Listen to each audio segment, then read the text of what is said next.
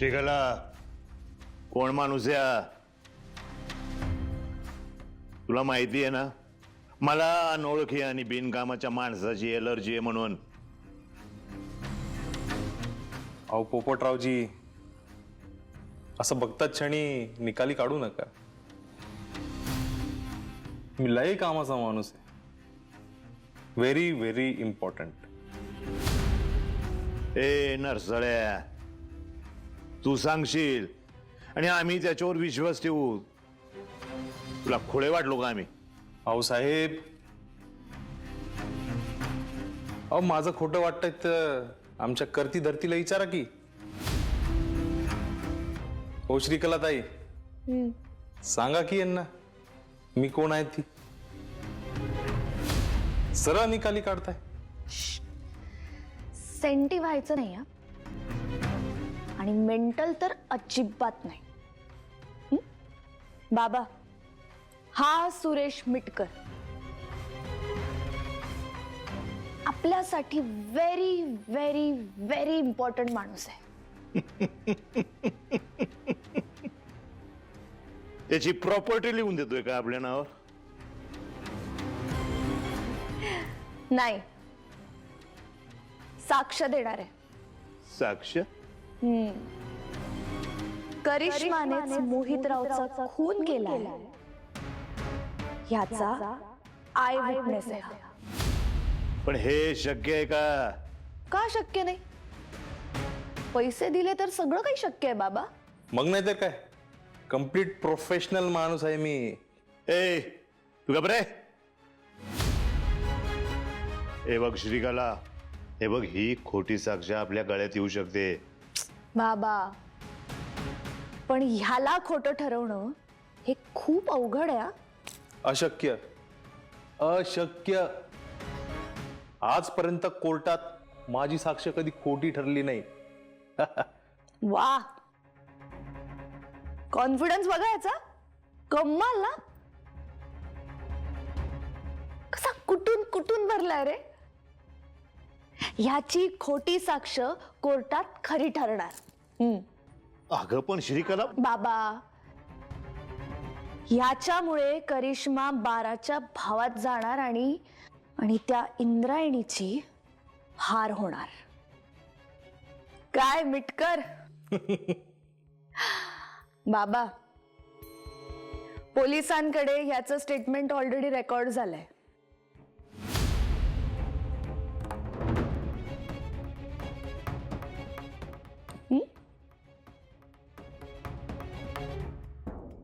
धन्यवाद धन्यवाद. आता काय घेऊन जाणार? आम्हाला नेतो का? येतोय हा, येतोय.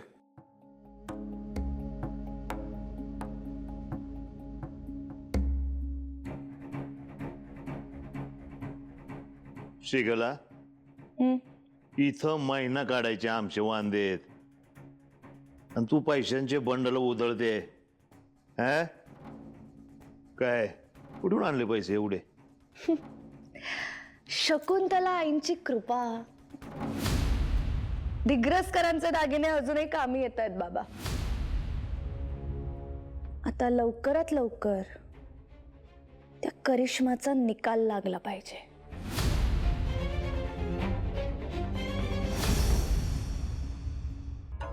अगं इंदू, किती उशीर करणार अजून? चल ना लवकर. आले रे. अगं किती वेळ लावणार आहेस? अरे सोपं काम आहे का हे? घेतलं ना सगळं? सवड बर, जायचं का आता? चल, आईला कळू द्यायच्या आधी चलू, नाहीतर उगाच तर तमाशा करेल. त्यांना कधी ना कधी कळणारच आहे. अगं जेव्हा कळेल तेव्हा कळू दे ना, तेव्हा बॉम्ब पडू दे. आता तर वेळ मारून नेऊ ना. चल चल.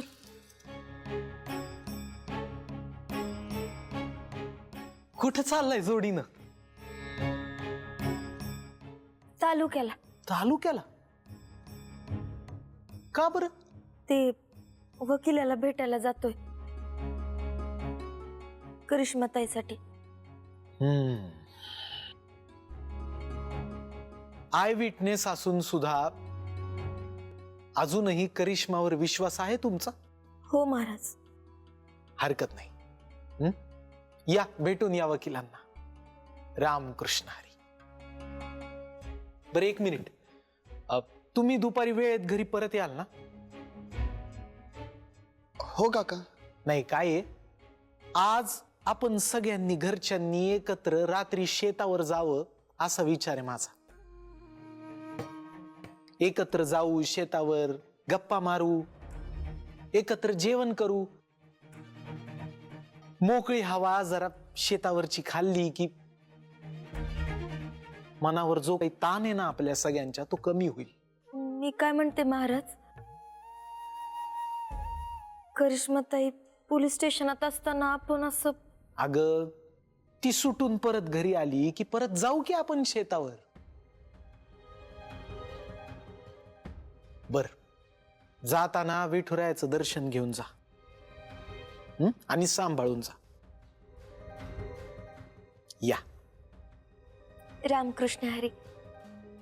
रामकृष्ण हरी. तर सुरेश मिटकर, तुम्ही पूर्ण शुद्धीत तुमचं स्टेटमेंट दिलंय? अगदी बरोबर साहेब. तुमच्यावर कुठला दडपण, दबाव, प्रलोभन तर नाही ना? नाही नाही, अजिबात नाही. आणि देवशपथ सांगतो, खोटं नाही बोलणार साहेब, खरं सांगेल. त्या दिवशी मी खिडकीतनं बघितलं, करिश्माच मोहितरावांच्या डोक्यावर शिगेनं वार करत होती साहेब. मोहितरावांच्या घरी कशाला गेला होता तुम्ही? अहो, मोहित रावांनीच तर बोलवलं होतं. एवढ्या रात्री? काय ना साहेब, आमची मीटिंगी थोडं लेट नाईटच व्हायच्या ना. आणि बसायचो आम्ही, थोडं लिटिल घ्यायचो. देश, आयुष्य आणि देशातली कामं यावर. चांगली तयारी केली. अहो, प्रोफेशनल आय विटनेस आहे ना. पोलिसांना सहकार्य करायची बांध दिली की जपणारा. करा करा सहकार्य.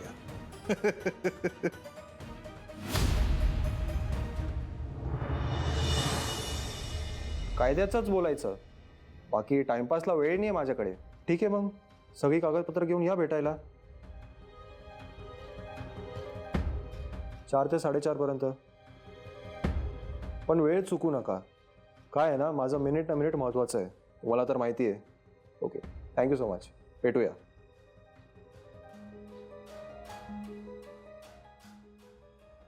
काय आहे ना, सांगतो तुम्हाला, एक वेळ डायनोसॉर मिळतील, पण तुमच्यासारखी वेळ पाळणारी माणसं अजिबात मिळत नाही. नाही साहेब, त्याचं काय, वेळेच्या मामल्यात आम्ही एकदम काटेकोर आहोत बघा. म्हणजे बघाच ना. कागदपत्र आणली आहे तुम्ही? हा, ते आमच्या मेन माणसाकडे. इंदू, फाईल वाचल्याशिवाय मी केस घेत नाही, माहिती आहे ना तुम्हाला. घेतो, तुमची केस घेतो, पण आपण जर गिल्टी प्लीड करणार असू तरच. माहिती या केसमध्ये काहीच नाहीये, ओपन अँड शट अशीच केस आहे. गिल्टी प्लीड म्हणजे? करिश्माने स्ट्रेट अवे कोर्टमध्ये येऊन गुन्हा कबूल करायचा. जो गुन्हा तिने केलाच नाहीये तो का कबूल करायचा? माझी बहीण निर्दोष आहे. अहो, पण सगळे पुरावे तर तुमच्या बहिणीच्या विरोधात आहे ना, तुम्हाला माहिती आहे ना. आणि त्यावर सर्वात महत्वाचं, पोलिसांकडे आय विटनेस आहे. त्याचं काय करणार तुम्ही? मग काय, इतके सबळ पुरावे असताना तुम्हाला काय वाटतं कोर्ट का निर्दोष सोडेल त्यांना? अजिबात नाही. पुरावे परिस्थितीजन्य आहेत आणि आय विटनेस अजून विश्वासार्हता तपासलीच गेली नाहीयेत. आपली बाजू मांडण्याआधीच तिला दोषी ठरवायचं का आपण? हे बघा, तुम्ही ऐका माझं. मी आजपर्यंत एक केस सुद्धा हरली नाही, एक केस सुद्धा. अशी केस घेऊन मी माझ्या करिअरला डाग? तुमचं करिअर एका निर्दोष माणसाच्या जीवापेक्षा जास्त आहे का? तुमची बहीण निर्दोष आहे असं वाटत नाही मला.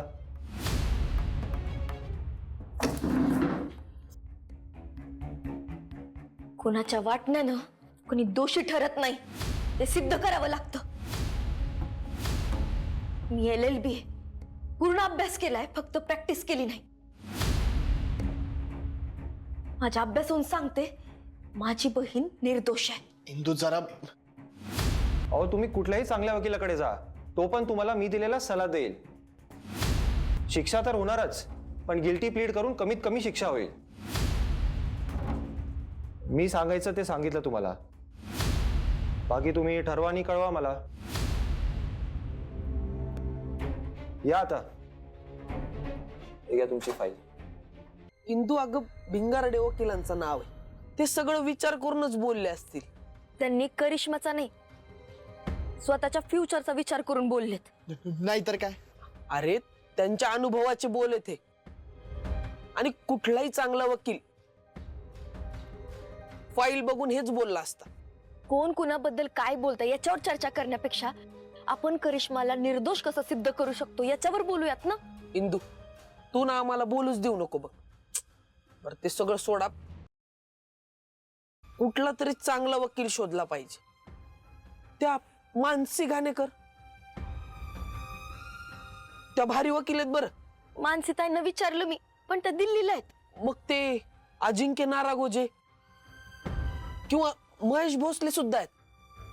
आणि ते अजून काय नाव त्यांचं, श्रेयस धर्मपुरीकर. यांच्यापैकी आपण कुणाला भेटायचं का? किंवा इंदू, तू इंटर्नशिप केली होती ते पांचाळ सर. पांचाळ सर, अरे बिझी आहेत ते, विचारलं मी त्यांना पण.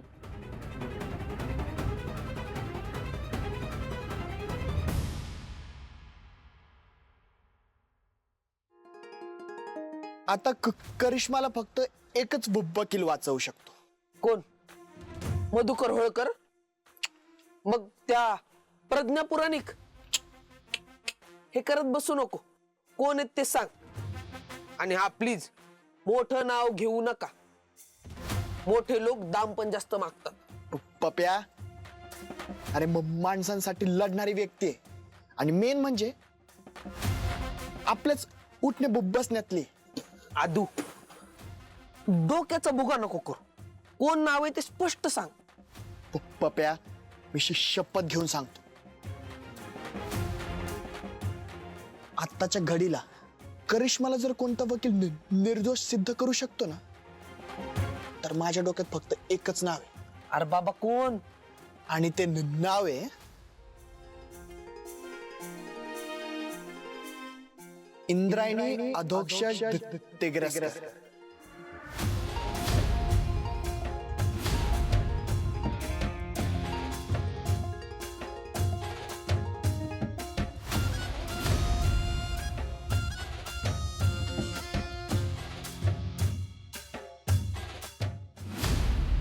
अगं अगं मला माहितीये रत्ना, दागिने विकून ते पैसे मी तुलाच देणार होते, ठरलं होतं आपलं.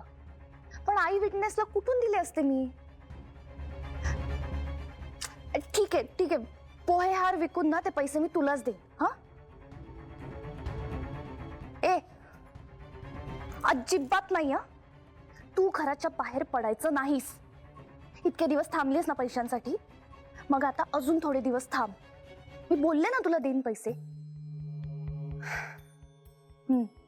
आणि मला अजून अर्क हवाय, तयारीला लाग.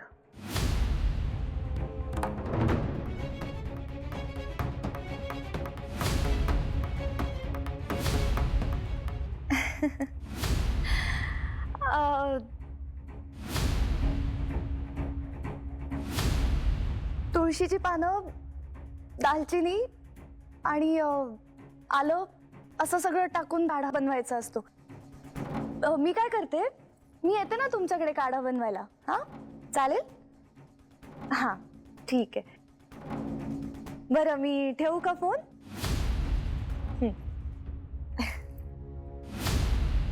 कशाला ठेवला? बोल की बोल, मी हाय. नाही, झालं माझं बोलणं. मोठ्या बाई, तुम्ही नॉक करून नाही आलात का? असं झालं का? एका अटीमुळे ना डोकंच चालत नाही माझं.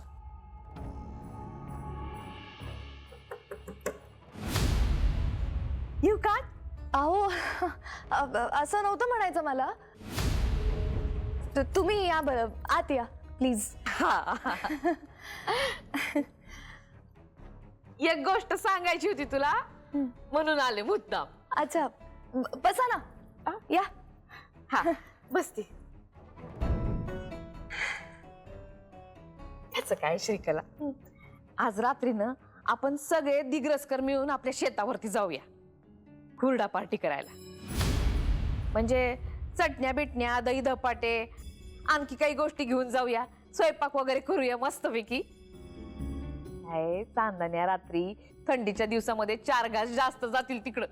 या घराला आनंदीची आणि आनंदाची सगळ्यात जास्त गरज आहे. खरंय तुमचं मोठ्या बाई, पण करिश्मा जेलमध्ये असताना आपण सगळ्यांनी अशी हुरडा पार्टी करणं चुकीचं वाटतंय हो. पण आदोक्षश घरी आला ना म्हणून. आणि तिचं काय, गणाची ना गोताची, खाल्ल्या मिठाला न जागणाऱ्या पोरीचा आपल्याला काय. अहो मोठ्या बाई, असं का बोलताय तुम्ही? इंद्रायणी ताईंची बहीण आहे ना ती. हा, मग खरं तर ती पण जेलातच असायला पाहिजे. सारखीला वारखी आहे ती. एकीला झाकावं आणि दुसरीला काढावं, अशा आहेत त्या. सुडखाऊ मेल्या. मोठ्या बाई, अहो तुम्हीच तुमच्या सुनेबद्दल असं म्हणजे. सून कसली, नियतीनं माझा घेतलेला सूड येतो. मोठ्या बाई हे बघा, इंद्रायणी ताई आपल्या घरासाठी किती काय काय करतात, हो की नाही? आणि अधोक्षज दादा सुद्धा त्यांच्याचमुळे जेलमधून सुटून बाहेर आलेत ना. ह्या? निर्दोषच होता माझा अधोक्षज. आणि सगळ्यात महत्वाची गोष्ट म्हणजे त्याच्या डोक्यावरती त्याच्या आईचे आशीर्वाद आहेत. हिचं काय डोकेबाज आहे ती. गोड बोलून कधी असेल काही सांगता येत नाही. तिचं कौतिक नको करू. मोठ्या बाई, आय एम रिअली सॉरी, पण प्लीज तुम्ही इंद्रायणी ताईंची निंदा नालस ती माझ्यासमोर करू नका.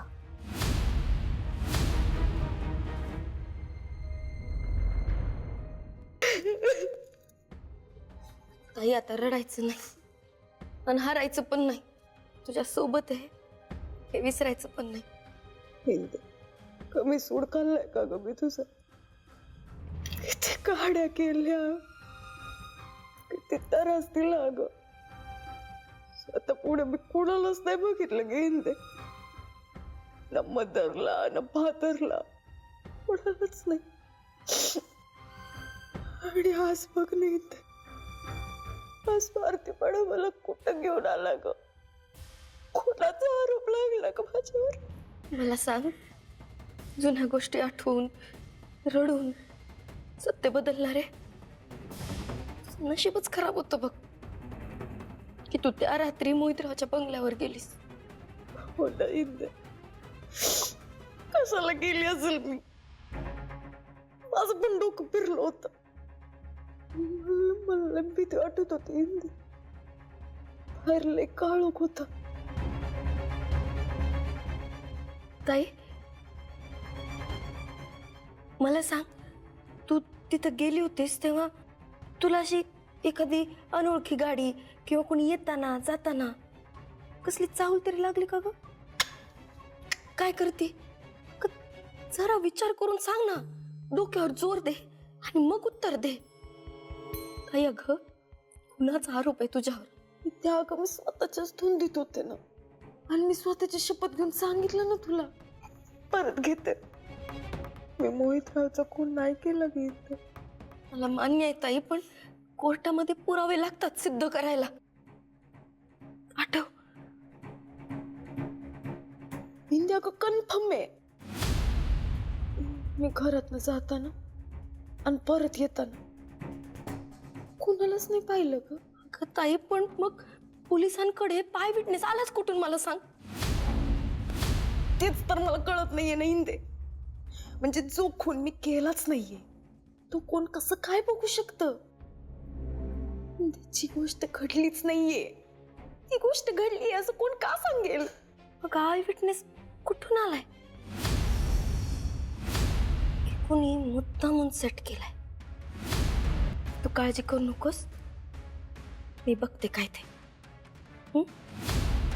इंद, तुझी खात्री आहे ना मी निर्दोष आहे म्हणून?